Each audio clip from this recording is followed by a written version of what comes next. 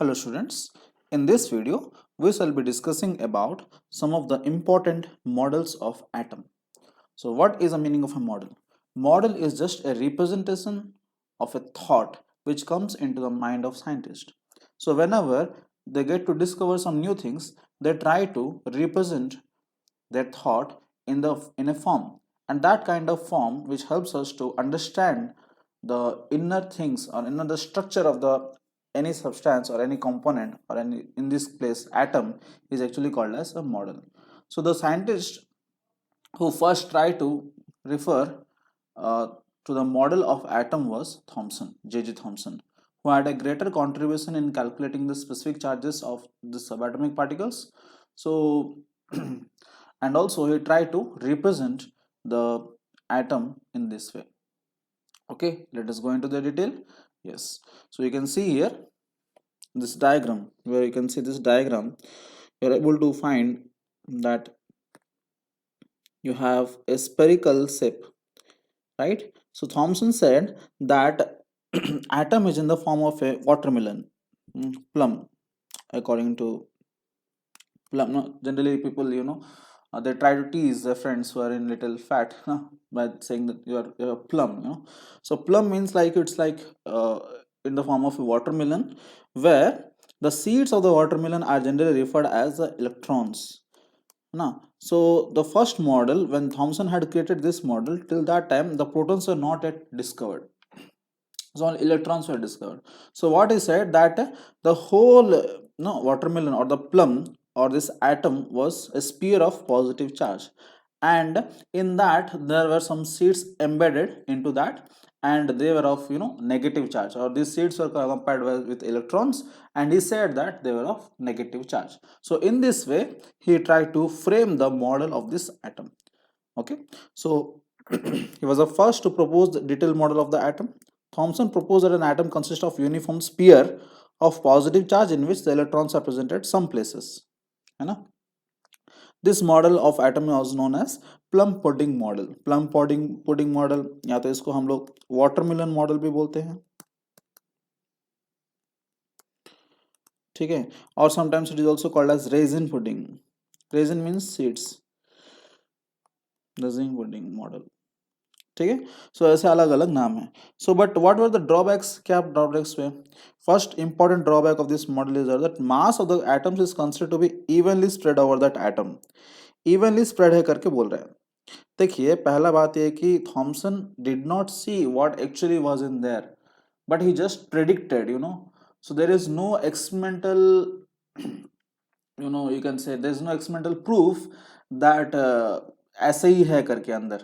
So because there was no experimental proof, you cannot say that these atoms and these electrons are evenly spread inside this atom, right? The important drawback. The second drawback was it is a static model. Static means it is in rest, there is no movement. It does not reflect the movement of electron. So electron move कर रहा है कि चुपचाप बैठा है, that also you are not able to know. So because we are not able to understand, this is, you can say this model is incomplete. Because this model was incomplete, this model was there till the time the next model, the upgradation of the model took place. Okay, so the next model or the next scientist who tried to put his representation with an experiment was Rutherford. Okay, let's go into that. It's very interesting. So Rutherford is very interesting because he had done an experiment. After doing experiment, he said that हाँ चलो ऐसे होता है. But Thomson didn't had any experiment, unfortunately. Okay, let's go to the next one. Rutherford's alpha ray scattering experiment. You can see the diagram here. What is happening? See, we have taken source of alpha rays or radium. Radium is, as in the previous video I was telling you, that there are some radioactive substances. In that one is radium. So radium is very famous, it's very famous. It has a very great history. You can find in internet or wherever. Madame Curie is very famous for that, So Madame Curie had lost her life in order to know about this radioactive substances. So they're very dangerous, right? Just like radium, it glows in dark, It is very interesting thing, isn't it? So in order to research that, Madame Curie had brought it into her home, and she was using that as as her bed light. But unfortunately, that radioactive substances are very active, they emit this rays, alpha rays, beta rays, and gamma rays. So those rays were indirectly affecting her own family, whole family. You know, her husband also died, she also died, but again, they got Nobel prizes. What to do? They lost their life, isn't it? So radium is one of the substances which is radioactive, and it is a source of alpha rays. Alpha rays, as I was telling, there are many types of rays. Among them, one is alpha, beta, gamma, right? So what is alpha ray? Alpha ray is nothing but, you can see, doubly ionized helium particle. Doubly ionized. Ionization means what? Formation of ion from an atom, है ना, atom से ion बनाना, उसको ionization बोलते हैं। यहाँ पे हम बोल रहे हैं कि डबली आयनाइज, 2 बार आयनाइज हुआ है, सो इसलिए He को हम लोग क्या बोल सकते हैं? He टू द 2+, He के ऊपर 2+, इसका मतलब डबली आयनाइज। He2+ मतलब क्या है? It has lost 2 electrons, 2 negative को छोड़ा है, इसलिए 2 पॉजिटिव बना है, समझ रहे ना? अब ये दोनों को कंबाइन करोगे ना, तो आपको हीलियम एटम मिल जाएगा डायरेक्टली। हीलियम एटम आयनाइज होके, 2 बार आयनाइज होके, पहला बार जब आयनाइज होगा तो 1 इलेक्ट्रॉन छोड़ेगा, दूसरे बार जब आयनाइज होगा तो 2 इलेक्ट्रॉन छोड़ेगा, तो 2 इलेक्ट्रॉन छोड़ के He2+ + 2 इलेक्ट्रॉन। ये जो He2+ दिख रहा है ना, this is only your alpha particle, ठीक है? तो ये अल्फा पार्टिकल का सोर्स था। तो यहाँ पे हम लोग क्या करते हैं? स्लिट सिस्टम या लेड प्लेट। तो लेड प्लेट का यूज क्या है? देखिए, रेडिएक्टिव सब्सटेंस का कुछ मतलब ये नहीं है, फिक्स नहीं है कि ये सीधा ही जाएगा। Sometimes it goes upward, sometimes it goes downwards. ये सब को कॉन्सेंट्रेट करवाने के लिए ये लेड प्लेट्स को यूज करते हैं। लेड प्लेट्स का काम क्या है? They are very heavy and they restrict the penetration of this rays into this. They restrict मतलब जाने नहीं देता है, बट उनके पास एनर्जी है, तो बिकॉज वो जाने नहीं देता है, वो कॉन्सेंट्रेट हो जाएगा इस तरफ अपने रास्ता में। अंडरस्टैंडिंग? तो लेड प्लेट्स को इसलिए यूज करते हैं because they are heavy and they try to restrict the motion of these particles in different directions so that they can move in one direction. Okay, so ये जो alpha race से आएंगे जाके gold fall के ऊपर, ये आपका setup है, एक्सपेरिमेंटल सेटअप है, ठीक है? सेटअप का आपको समझा देता हूँ, उसके बाद गो फॉर कंक्लूजन्स, ओके, और ऑब्जर्वेशंस। तो यहाँ पे देखिए जो अल्फा रेस सीधा जा रहे थे तो क्या हुआ? यहाँ पे जो सामने आपका एक फॉयल है, छोटा सा, हल्का सा, पतला सा थिन गोल्ड फॉयल है, इतना पतला, देखिए 0.0004 सेंटीमीटर्स, इतना पतला क्यों रखे हैं? एंड उसके ऊपर गोल्ड क्यों रखा गया है? हाँ, देखिए, first of all because you want to know कि आपका यहाँ पे जो गोल्ड फॉयल है उसके अंदर जो एटम्स है ना, वो ऑब्वियसली किसी भी सब्सटेंस, आप गोल्ड का सब्सटेंस लेते हो तो गोल्ड का एटम्स रहेगा, आयरन का सब्सटेंस लेंगे तो आयरन का एटम्स रहेगा, जो भी सब्सटेंस लेंगे उसका एटम्स रहेंगे। तो हमें क्या करना है? स्टडी करना है एटम्स के बारे में। दैट मीन्स उसके थ्रू से पेनिट्रेशन करवाना है। पेनिट्रेशन करवाने के लिए आपको क्या करना है? अच्छे रिजल्ट्स के लिए, अच्छे रिजल्ट्स पाने के लिए क्या करना है? पतला सा लेना है, हल्का सा, हल्का एंड पतला। ज्यादा मोटा लेंगे, हैवी लेंगे तो पेनिट्रेट करने नहीं देगा उसको, है ना? तो गोल्ड जो है वो ना, वो हाईली मैलेबल है, हाईली मैलेबल है, हाईली डक्टाइल है, उसको थिन शीट से मार सकते हो, पतला कर सकते हो बहुत जल्दी, अच्छा से जल्दी कर सकते हो, है ना? तो इसलिए गोल्ड को लिया गया है, ठीक है? तो जितना पतला करेंगे, आपको पता है, उतना अच्छा रिजल्ट्स मिलेंगे, है ना? तो इसलिए गोल्ड फॉल को लिया गया है। एंड इसके साइड में क्या रखा गया है? जेडएनएस स्क्रीन। आपको पता है इसकी खासियत क्या है? whenever a rays fall on that screen, it tries to it signs, जब साइन करेगा आपको पता चल जाएगा हाँ उसके ऊपर रेस गिर रहा है ना? तो यहाँ पे जब रखा गया और देखा गया तो ये पूरा की पूरा जेडएनएस स्क्रीन साइन कर रहा था। Can imagine?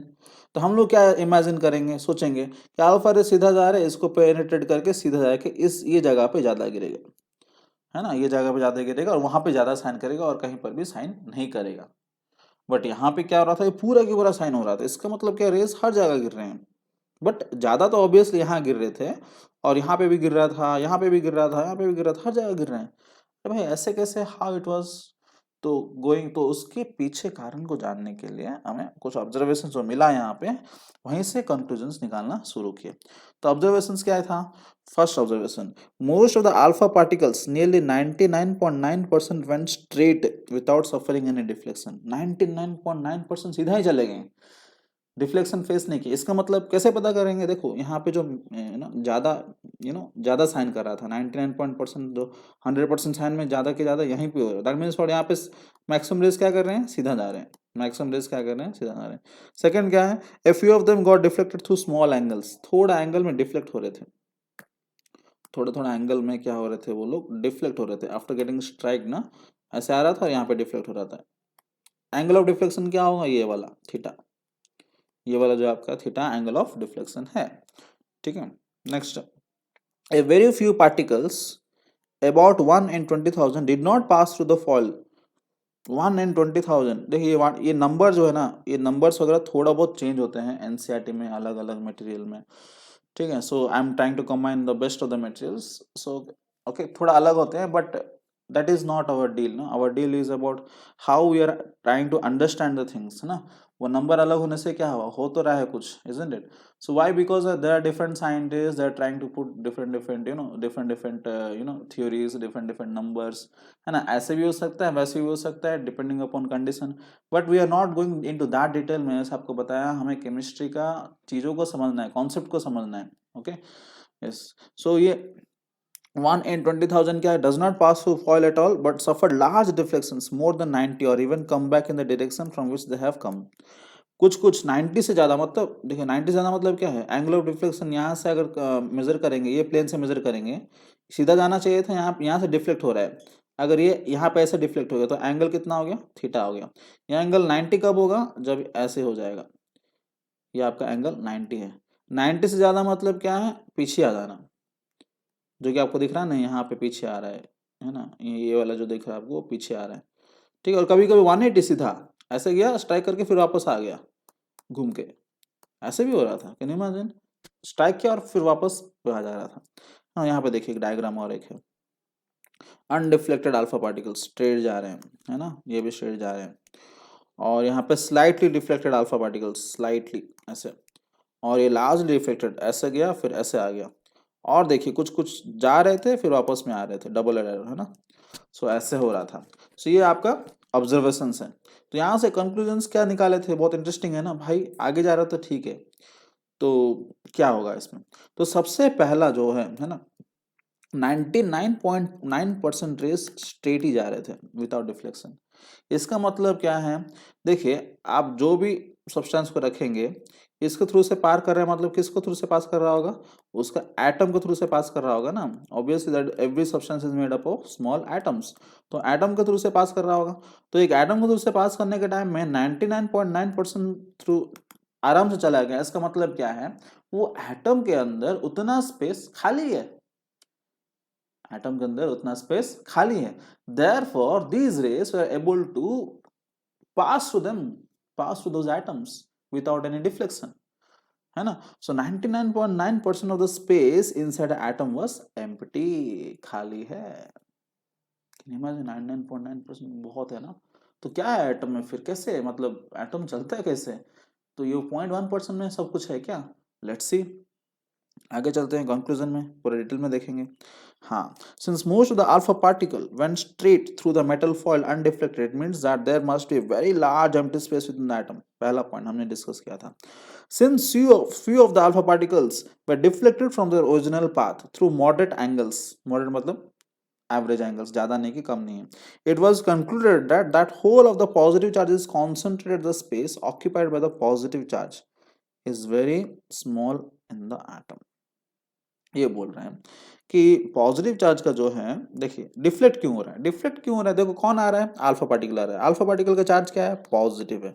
क्यों पॉजिटिव है, क्योंकि this is nothing but doubly ionised helium atom, है डबली आयनाइज्ड हीलियम एटम, ये पॉजिटिव है। तो पॉजिटिव जा रहा है, डिफ्लेक्ट हो रहा है, मींस व्हाट, इसके बीच में कोई तो है जो कि आपका पॉजिटिव वाला है। कौन है, पॉजिटिव वाला, इसलिए वो डिफ्लेक्ट हो रहा है ना। सो ये पॉइंट बता रहा है। एंड पॉजिटिव जो है बड़ा है कि छोटा है, छोटा है, एक्सट्रीमली छोटा है। कैसे पता चला भाई, क्योंकि डिफ्लेक्शंस बहुत कम है ना, 99.9% सीधा चले जा रहे हैं, डिफ्लेक्शंस कम है। डिफ्लेक्शंस क्यों हो रहा है, ये पॉजिटिव चार्ज की वजह से हो रहा है। डिफ्लेक्शंस कम हो रहा है, इसका मतलब वो साइज उसका छोटा। अगर साइज इसका बड़ा होता, साइज अगर बड़ा होता तो डिफ्लेक्शंस क्या होते, साइड वाइज डिफ्लेक्शन ज्यादा होते। तो डिफ्लेक्शंस कम हो रहा है, इसका मतलब इसका साइज छोटा है, वही second point. whenever alpha particles come closer to this point, मतलब वो जो पॉइंट जहां पे है ना वो पॉजिटिव चार्ज है, they suffer a force of repulsion and deviate from their paths। force of repulsion, repulsion करेगा ना भाई, पॉजिटिव पॉजिटिव, है ना, like charges repel, so repel होगा।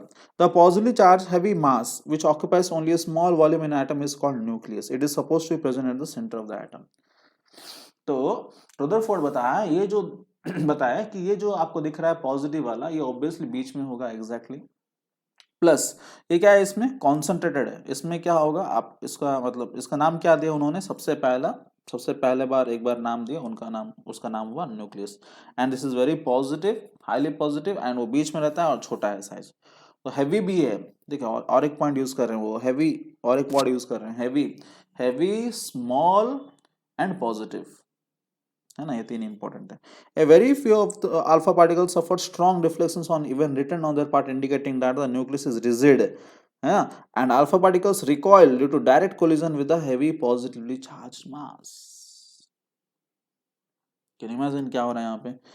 तो कुछ कुछ जाके एग्जैक्टली बीच में स्ट्राइक कर रहा है ना, पूरा पिन पॉइंटेड, जो बीच में स्ट्राइक कर रहा है उसको कुछ हिला नहीं पा रहा है, बिकॉज इट इज हैवी ना, है ना। अगर मान लीजिए आप जितना भी बहुत, है ना, बहुत हाई स्पीड कार एक बड़ा सा ट्रक के सामने जाकर धक्का दिया, है ना, जितना बड़ा, है ना, जितना स्पीड भी हो कार का, ट्रक अगर स्ट्रांग है, रिजिड है, हैवी है, तो ये जाके उसको स्ट्राइक करने के बाद इसका काम खत्म हो जाएगा, लेकिन उसको कुछ नहीं होने वाला है। Why, because it is rigid ना, उसको मूवमेंट नहीं होगा। ये जो हो जाएगा, ये जाके स्ट्राइक करके इसका हालत खराब हो जाएगा, है ना। और एक एग्जांपल आपको दे सकता हूँ, जैसे वॉल हो गया, हमारा बॉल हो गया। कभी कभी हम लोग, है ना, खेलते हैं घर पे ना, टेनिस बॉल या रबर बॉल यूज करके, जितना जोर से आप स्ट्राइक करेंगे ना वॉल के ऊपर, वॉल को मूवमेंट नहीं होगा, because wall is rigid. But किसका रिकॉइल होगा, वो बॉल, बिकॉज, है ना, वो प्लास्टिक है ना, प्लास्टिक बोल रहा हूँ सर, रबर है, तो ऑब्वियसली आ जाएगा, है ना। तो इसके पास भी स्पीड है ना, स्पीड की वजह से वो क्या है ना, अगेन कोलिजन्स में अलग अलग टाइप से इलास्टिक इलास्टिक को अलग थ्योरी हो जाएगा, हम उसके डिटेल में नहीं जा रहे हैं, बट क्या होगा, थोड़ा बहुत रिकॉल हो जाएगा स्ट्राइक करने के बाद, ठीक है। तो यहाँ पे रिकॉल होने के बाद रिपल्सन भी होता है ना, इसलिए वो ना पीछे आ जा रहे हैं, है ना। Helium is positive, alpha is positive, वो भी पॉजिटिव, इसलिए रिकॉल करके पीछे आ रहा है, स्ट्राइक भी कर रहा है, पीछे आ रहा है, पॉजिटिव रिपल्सन है, पीछे आ रहा है, ठीक है, समझ गए। Then the relation between number of deflected particles and deflection angle theta is, देखिए mu is equal to, ये एंगल आपको, ये जो रिलेशन है आपको हेल्प करेगा कभी कभी, ठीक है। mu is equal to 1 by sin to the power 4 theta by 2, theta जो है आपका डिफ्लेक्शन एंगल है, ठीक है। सो ये जो है कहाँ से आया, थ्रू एक्सपेरिमेंट्स, रुदरफोर्ड ने कुछ एक्सपेरिमेंट्स किए, वहां से उन्होंने पता किया, ठीक है। As atomic number theta increases, the number of protons increases, which increases the repulsion, and so deflection angle theta decreases, है ना। So atomic number increase होगा तो क्या होगा, एटॉमिक नंबर इंक्रीज हो रहा है मतलब नंबर ऑफ प्रोटॉन्स इंक्रीज हो रहे हैं, नंबर ऑफ प्रोटॉन्स इंक्रीज हो रहा है मतलब क्या, पॉजिटिव चार्ज बढ़ रहा है, पॉजिटिव चार्ज बढ़ रहा है मतलब क्या, रिपल्सन ज्यादा होगा, रिपल्सन ज्यादा होगा तो क्या होगा, डिफ्लेक्शन एंगल ज्यादा बढ़ेगा ना, रिपल्सन ज्यादा तो ज्यादा डिफ्लेक्शन, ठीक है। These are the conclusions, applications of Rutherford, okay. तो एप्लीकेशन क्या क्या पता कर पाए हम लोग, an atom consist of a heavily positively charge nucleus where all the protons are present, है ना। ये पहला कंक्लूजन जो है वो सबसे इंपॉर्टेंट है, वो जो आपका न्यूक्लियस है बीच में रहता है, ठीक है। The volume of the nucleus is very small and is only a minor fraction of the total volume of the atom. Nucleus has a radius of the order 10 power minus 13 centimetre and the atom has a radius of the order 10 power minus 8 centimetre, है ना, उनका calculation के हिसाब से पता चला। तो radius का रेशियो ले लिए, radius of the atom 10 power minus 8, radius of the nucleus minus 13, तो कितना हो गया 10 power 5। Radius of atom is equal to 10 to the power 5 times of radius of nucleus, can you imagine, 10 to the power 5 मतलब 1 लाख, है ना। Radius of nucleus जितना भी उसका इनटू 1 लाख करने के बाद आपका रेडियस ऑफ एटम है, एटम तो पहले इतना छोटा है, उसके अंदर न्यूक्लियस का साइज सोचिए कितना छोटा होगा, है ना। So through his measurements he try to get this values, उन्होंने पता किए, है ना। Then the radius of nucleus is proportional to the cube root of the number of nucleus within it, उनके कैलकुलेशन में ये पता चला कि r is directly proportional to cube root of mass number, number of nucleus मतलब क्या है, mass number ही है ना, लास्ट वीडियो में डिस्कस किए थे। मास नंबर मीन्स व्हाट, आपका number of protons plus number of neutrons combine करने पर ये क्या हो जाएंगे, नंबर ऑफ न्यूक्लियंस हो जाएंगे, जो कि रिप्रेजेंटेड एज ए, ठीक है। तो यहाँ पे क्या बता रहे हैं कि r was directly proportional to cube root 1/3 a, इसको प्रोपोर्शनलिटी को हटाने के लिए कांस्टेंट यूज कर रहे थे r नॉट, r नॉट का एक वैल्यू है जो कि आपको याद रखना है, ठीक है, 1.33 इंटू 10⁻13। देखिए ये सारे रिलेशन उनका एक्सपेरिमेंट से निकला हुआ है, हम लोग डीप नहीं जा रहे हैं, please try to understand. Okay, तो ये सब हमारा रिलेशन काम में आएगा, हम लोग डायरेक्टली यूज करेंगे। आपको ये सब जानना है तो नेट में सब कुछ अवेलेबल है, you can go through that, कैसे पता किए। But again there are many things in chemistry which has to be known. Please don't waste much time in going into derivation of all this. Better you can invest in your energies in trying to understand all this concept and trying to remember these formulas. Okay, yes. Then उसके बाद जब radius का निकल गया तो volume भी निकाल दिया उन्होंने, वॉल्यूम का रेशियो है ना, वॉल्यूम का पता है ना, 4/3πr³। न्यूक्लियस भी आपका स्फीयर के रूप में है, एटम भी आपका स्फीयर के रूप में है, तो दोनों का 4/3πr³, 4/3πr³, दोनों का रेशियो ले ले तो कितना आ गया, 10⁻15 आएगा ना, क्यूब, रेडियस क्यूब कर रहे हैं ना, तो 10⁻5 का क्यूब 10⁻15। तो आप अगर इतना याद रख लिए कि radius of atom is 1,00,000 time 10⁻5 radius of nucleus, तो यहाँ से वॉल्यूम भी निकालना आसान हो जाएगा। 10⁻5 का क्यूब 4/3πr³ करते हैं, क्यूब करने पर आपको आ जाएगा 10⁻15, है ना। इलेक्ट्रॉन्स रिवॉल्व अराउंड, देखिए next, electrons revolve around the nucleus in close orbits with high speeds, है ना। तो ये चीज एज्यूम किया गया है रुदरफोर्ड से। क्यों? देखिए इसके पहले थॉमसन ने इलेक्ट्रॉन के बारे में बताया था, है ना, वो स्टार्टिंग मॉडल दिए थे, इलेक्ट्रॉन है करके पता चला, लेकिन इलेक्ट्रॉन का कुछ ये एक्सपेरिमेंट से, कुछ ऑब्जर्वेशन से पता नहीं चला कि इलेक्ट्रॉन कहाँ पर है। तो अंदर में बीच में पॉजिटिव होगा तो ऑब्वियसली बाहर में रहना चाहिए इलेक्ट्रॉन्स, जो कि न्यूक्लियस के चारों तरफ रोटेट करना चाहिए, ऐसा करके उन्होंने एज्यूम किया था। This model was similar to the solar system, जैसे आपको पता है planets are moving around, revolving around sun, वैसे electrons are revolving around nucleus करके बोला गया था। ठीक है, representing the sun and revolving electrons as planets.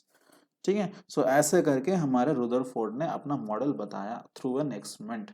ठीक है, इलेक्ट्रॉन्स का ये को छोड़ के बाकी सब ठीक था उनका, आई मीन ऑब्जर्वेशन से ही बताए थे। ठीक है, नेक्स्ट चलो देखते हैं ड्रॉबैक्स।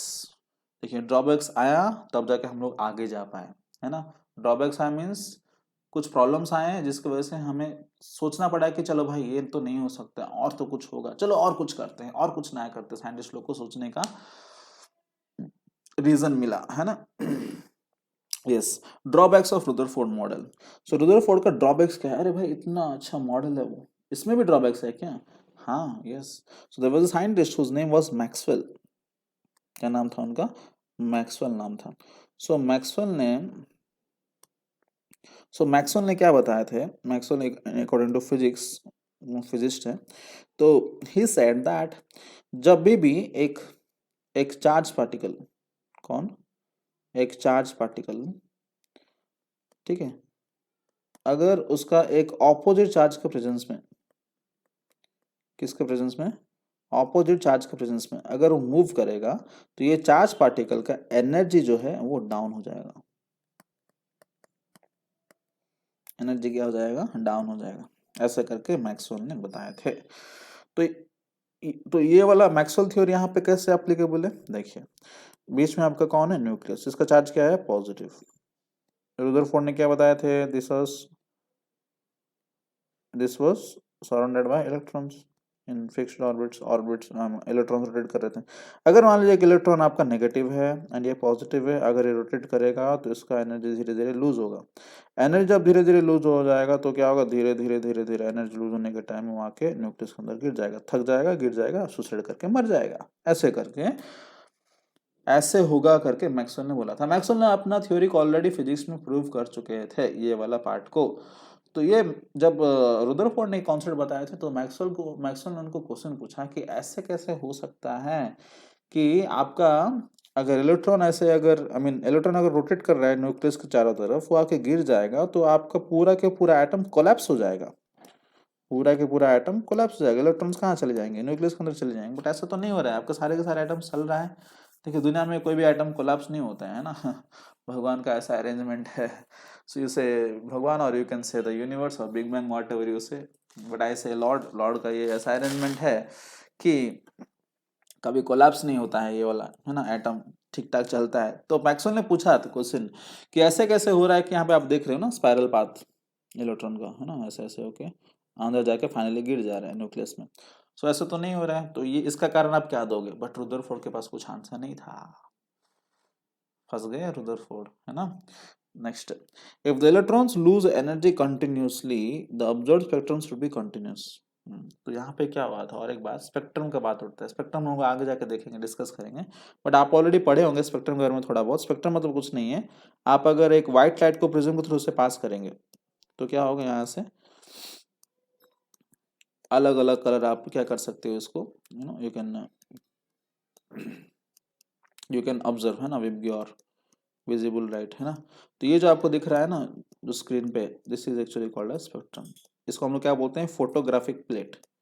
फोटोग्राफिक प्लेट क्या करता है, कैप्चर करता है, ठीक है।